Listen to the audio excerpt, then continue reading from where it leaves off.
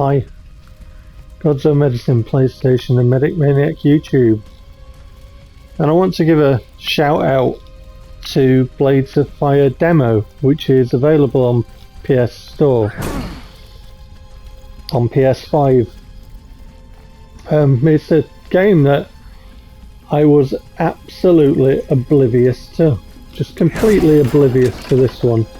Didn't even know it existed.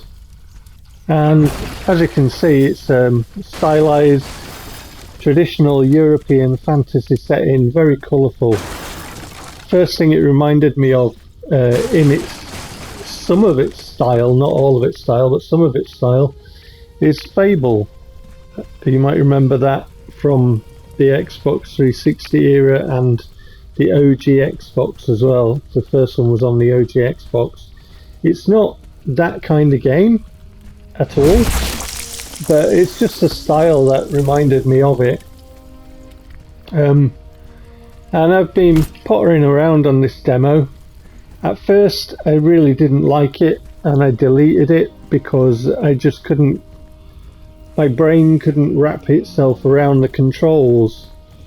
The controls are a bit different to traditional kind of action games, because instead of light and heavy attack being connected to either square or triangle, or even in the sort of post-Souls era that infected everything with the R buttons for attack and the L buttons and stuff, instead you get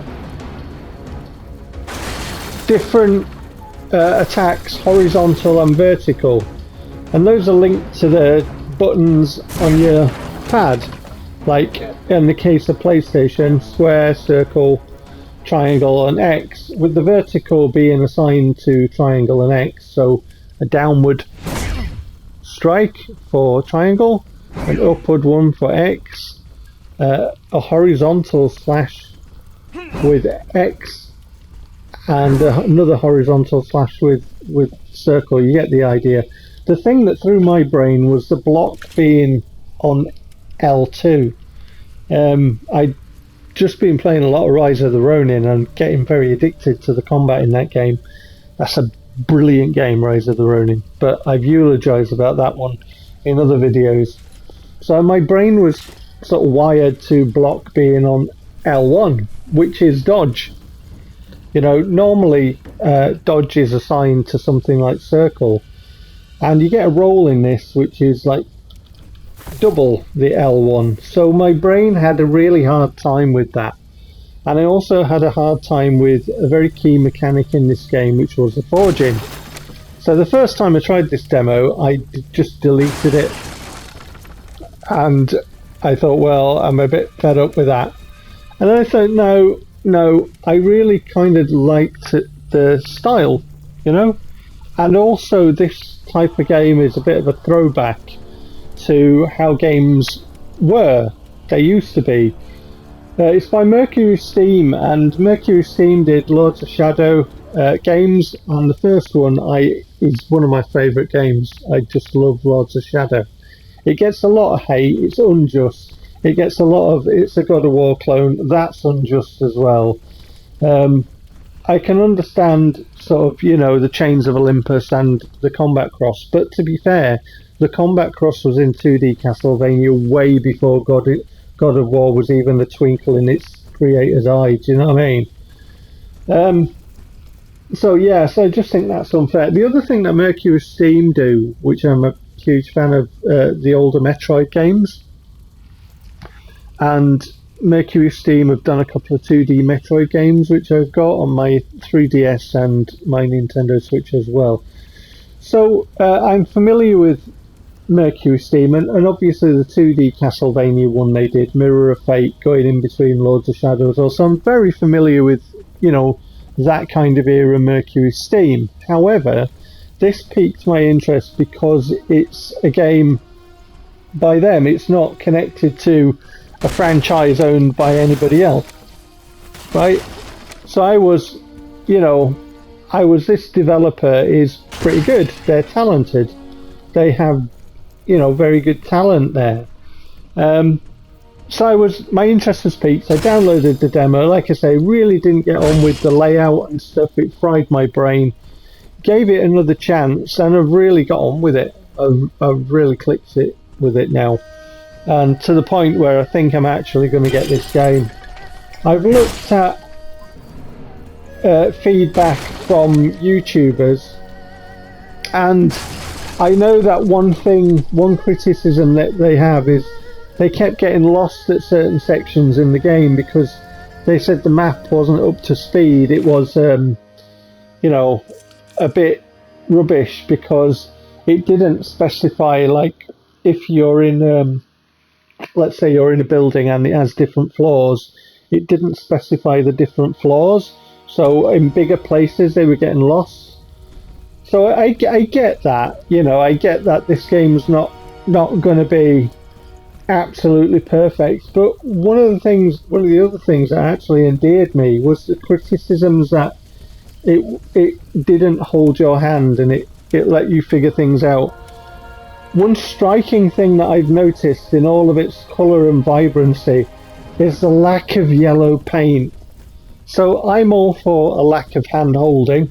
I'm all for figuring things out. The map, I think, will be a bit of a problem if I do get this game, or when I get this game, and when I, get more into it. But that's something that I'll cross that bridge when I come to it. As you can see there, I did a horizontal strike, and the weapon hit the building. The combat's really quite crunchy. In corridors and confined spaces, you have to select your strikes, and with the sword you can use it to either slash or jab, so there's that. Weapons have durability as well, as you'll probably see in a bit if this hammer of mine breaks. It's near breaking point. So yeah, it's got a parry if you time it right. However, I'm very into crushing skulls at the minute, as you've seen. So yeah, very satisfying. You break a lot of things for upgrading materials, so I'm wandering around and breaking stuff a lot. But yeah, just really happy that I found this this demo, which I knew absolutely nothing about. Apparently it was an Epic Store exclusive, and some people have said that really didn't help its cause. So I don't know anything about Epic Store because I'm a console gamer through and through, so...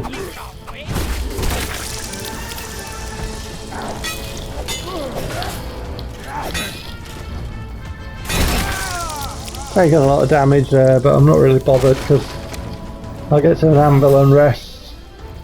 Because it's all centred around forging and stuff, the lore in this world, and there's a lot to do with that, so I won't spoil that for you. But yeah, it's gorgeous. The other thing that really endeared me to it is the lack of Unreal Engine 5. I'm getting sick these days of Unreal Engine 5. And it's nice to see a studio using, an in-house engine. And this one's very beautiful. Like I say, extremely vibrant. And really reminding me of older stuff, like the older Fable games. So yeah, there's that. Crunchy combat, a bit brain bending because you can't custom your controls. The other thing I did find was that the camera initially was a little bit too close, but down here in the options you can adjust your field of view. So you can select a view where the character is further into the screen like I did. Initially it's set down here. So this is the kind of default one. That's how it looks default. And I just didn't like that because I always find that in those you can even have it so you see kind of an old over-the-shoulder view, but I'm just of the school where, I like to see the character in the screen, you know, further into the screen as I look at it, away from, you know, I like him to be a bit away from the actual screen and that. So yeah, just a shout out to this game to give it some attention. So if you do happen to see this video, which I know, you know, a lot more channels than mine get a lot more views than mine, then just give it a whirl, see what you think. Like me, if you don't take to it straight away because of the controls, just give it a little bit of time, because you know there's a lot of really good art here. It's a single player focused game in a world that the developers have created themselves without borrowing, you know, like it's not a license that another developers let them have to do something. It's their own stuff. And I think in this era where there's a lot of companies charging a lot of money, the other thing for this is that I think the game is about 50 quid. Like, this is English pounds, so for English money, that's a decent price for a new game, right? Games typically in England go up to sort of about 80 quid now. Hey, are we going That's to do what something other than that's what just they're stand here? trying to push. If I'll be allowed to speak, it's Hadzo's trying to butt in, but yeah. So the price point for the new game, single player, which is really good, and just, you know, a proper kind of single player adventure that's not handholdy. It just takes a bit of getting used to, but once you do, there's decent stuff here in the demo. So I'm quite happy with the combat. It's kind of, you've got your roll, you've got your dodge, you've got your perfect parries if you can time it, you've got your blocks, you've got your forging, and your weapons that can, like, I'll just repair this one actually. So select that one to repair. The star there, when you forge, that was 4-star, but I've been using it to thwack enemies, so it whittles it down over time, because when you repair it you lose a star like there. So yeah, so there's, and when you collect different materials and beat different enemies, you can craft different weapons and stuff.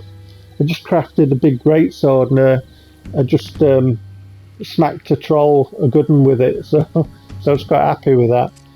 Yeah, really good stuff. So shout out to the demo, Blades of Fire in the PS5 store. Give it a try and see what you think.